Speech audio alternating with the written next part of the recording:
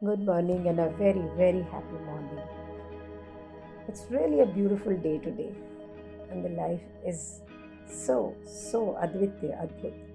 So book अपने पढ़ रहे हैं the power of now. Writer है एकार्ट टोल और पेज नंबर है 101.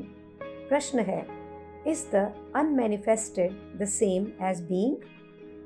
कि जो ये अदृश्य अंदर मैनिफेस्टेशन है, अनमैनिफेस्टेड, क्या ये हमारी बीइंग है? तो राइटर कहते हैं यस, हाँ. The word unmanifested attempts by the way of negation, कि ये जो शब्द है अनमैनिफेस्टेड, जो अदृश्य अभिव्यक्ति, सो ये मेरे लिए भी थोड़ा टफ है समझना. And with you I will also explore कि अनमैनिफेस्टेड से रियल में मीनिंग क्या है. तो लैंग्वेज में मैनिफेस्टेड नहीं लिख के अनमैनिफेस्टेड इसलिए लिखा हुआ ताकि द वे ऑफ निगेशन, उसको मुकर के, उसको नकार के एक्सप्रेस कर सके कि जिस चीज़ के बारे में कुछ बोला ना जा सकता हो, सोचा ना जा सकता हो, और विचार मतलब इसकी कल्पना भी ना की जा सकती हो, ऐसा. सो ऐसा है बीइंग जो अनमैनिफेस्टेड है. It points to what it is by saying what it is not. तो ये कह के कि ये ऐसा नहीं है, वो ये कहने की कोशिश कर रहा है वो ऐसा है. यानी being on the other hand, दूसरी तरफ क्या है, is a positive term. Being जो है हमेशा हमेशा एक पॉजिटिव टर्म ही रहेगा.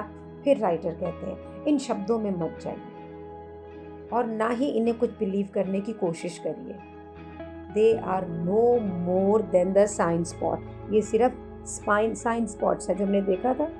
तो साइन स्पॉट्स हमने देखा था क्या होता है, जो कि एक डायरेक्शन दिखाता है, बस उतना ही है. ये शब्द सिर्फ एक मीडिया है कॉन्वर्जेशन का, एक मीडिया है अपने आप को एक्सप्रेस करने का.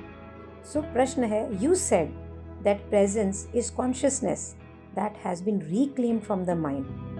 Who does the reclaiming? कि आपने कहा कि ये जो चेतनता है ये हम अपने दिमाग से दोबारा लेते हैं, इसे वापस लेते हैं, पर ये कौन ले रहा है? तो राइटर कहते हैं यू डू, तुम लेते हो. क्योंकि आपका जो एसेंस है ना, जो आपका पूरा सार है, निचोड़ है, वो कॉन्शियसनेस, चेतनता में ही है.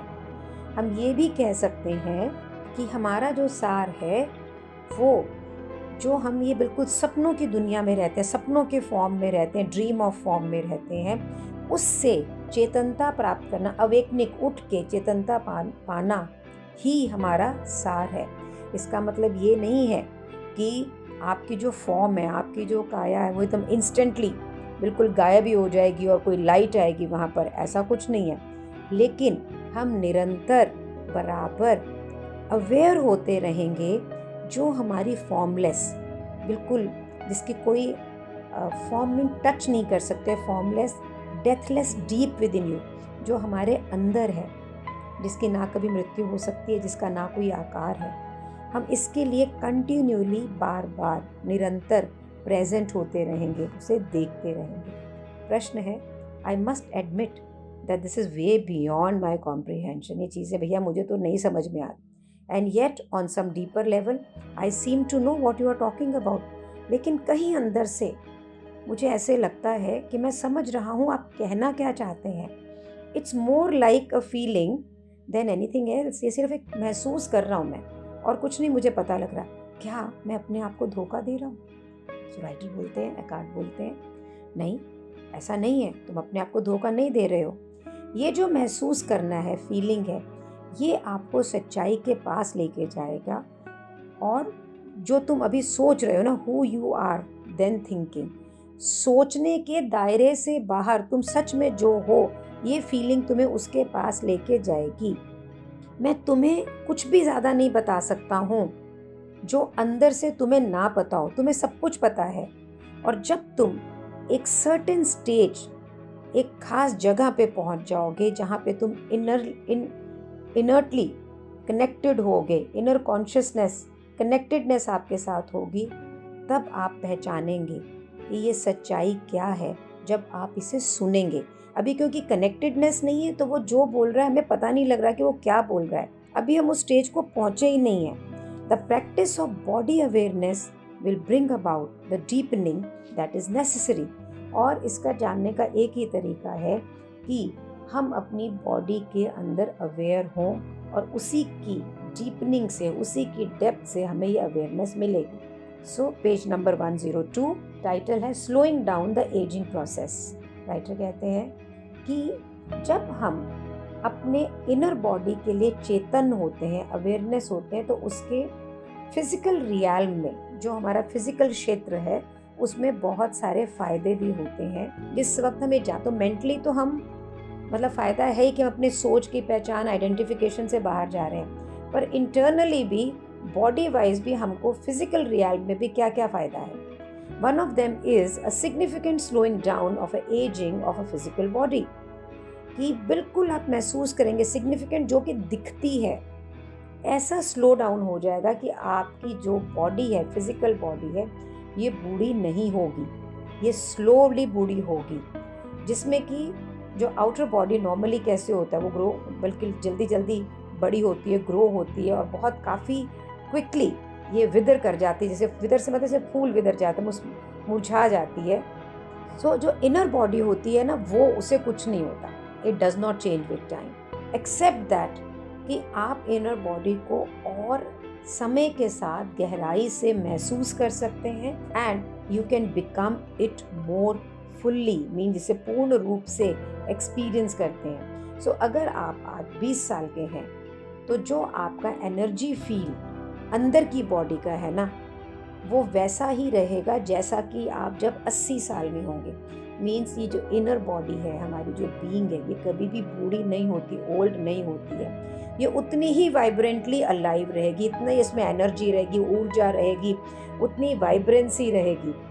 जैसे ही आपकी जो हैबिचुअल स्टेट चेंज होती है ना, आपकी आदत में जो आए हुए चीज़ें बदलती हैं और आप बाहर का शरीर, जिसमें कि हम माइंड से ट्रैप्ड हैं, जिसमें माइंड से आइडेंटिफाइड हैं और हम अपने शरीर से सम्मोहित हैं, शरीर के लगाव में लगे होते हैं, जैसे ही हम इसमें से निकल के प्रेजेंट होते हैं नाउ के लिए, अब के लिए, हमारी फिजिकल बॉडी बहुत लाइट फील करती है, क्लियरर भी फील करती है, ये ज़्यादा अलाइव होती है। एंड यस, ये होती है। And I am sure some of you who are continuously reading it must be feeling it also, like I am feeling it. So I will not say that I've got enlightenment on something, but yes, I am much relaxed, peaceful and lighter by body. As there is more consciousness in the body, its molecular structure actually becomes less dense. तो क्योंकि हम अपनी body की तरफ ज़्यादा aware है ना, तो जो हमारी बॉडी की मॉलिक्यूलर स्ट्रक्चर जो बड़ी संगठन ऐसे गठन करी हुई है, वो लेस डेंस हो जाती है, वो हल्की हो जाती है। सो ज़्यादा चेतनता का मतलब है कि उतना ही मटीरियली जो मायावी शब्द हैं, उस चीज़ें हैं, उनका कम होना। जब हम विपाशना में मेडिटेशन करते हैं तो आगे बताएंगे, फोकस करते हैं पार्ट बाय पार्ट बॉडी में, और गोयनका जी का ये कहना है कि हर रोम रोम अंश, हर अणु आपके शरीर का ऊर्जा से भराए, ऐसी मेडिटेशन। सो राइट, एकार्ट कह रहे हैं कि जब आप माइंड की जगह आपकी टाइमलेस इनर बॉडी, जिसका कोई समय नहीं है, जो कि अथाह अतीत है, वो जो इनर बॉडी है, उससे अपनी पहचान बनाते हैं, आउटर बॉडी से नहीं बनाते हैं, तो आपका जो प्रेजेंस है, जो पावर ऑफ नाउ, जो मोमेंट टू मोमेंट है रहना, वो आपका एक नॉर्मल मोड में बन जाता है, वो एक आपकी आम चीज़ हो जाती है। It becomes a part of your चेतनता, कॉन्शियस का। अब आपको फ्यूचर, भविष्य और पास्ट, ये आपको डोमिनेट नहीं कर पाता है, ये आपकी अटेंशन को अपनी तरफ आकर्षित नहीं कर पाता है। और इसके नहीं होने से आप अपनी साइकी, मतलब अपने मन में किसी भी चीज़ को एक्यूमुलेट, इकट्ठा नहीं करते हैं, टाइम को इकट्ठा नहीं करते हैं, और इसी तरह से फिर आपकी बॉडी के सेल में भी टाइम इकट्ठा नहीं होता है, तो आपकी बॉडी में ऊर्जा, एनर्जी, वाइब्रेंसी ज़्यादा हो जाती है। The accumulation of time as a psychological burden of past and future greatly impairs the cells and capacity for self renewal. ये जो हमारी अटैचमेंट है ना हमारे भूतकाल से और फ्यूचर से, इसकी वजह से ही जो हमारी बॉडी के सेल्स हैं, इनकी कैपेसिटी जो है जिसमें कि अपने आप ये सेल्फ रिन्यूअल होते हैं, ये कम होती चली जाती है। तो जब आप इनर बॉडी को इनहेबिट कर लेते हैं और आउटर बॉडी जो है वो बहुत कम, बहुत धीरे धीरे बूढ़ी होती है, और जब होती भी है तो भी टाइमलेसनेस का जो एसेंस है, जो सार है, जो कालातीत का जो सार है कि कुछ है ही नहीं, ये आपके अलग फॉर्म में आप में से दिखता है, चमकता है, शाइन करता है। आप बूढ़े हो के उम्र वाइज भी बूढ़े नहीं दिखेंगे। That is my personal promise to you. So not only to live your life moment to moment, but to stay young in and out. This is the key to it. So let's practice today to be more into moment and stay young. So much I want to tell you that how gratitude I feel for you, how much there are no words for it. Please accept my thank you, my gratitude, and be in my life. Thank you very much.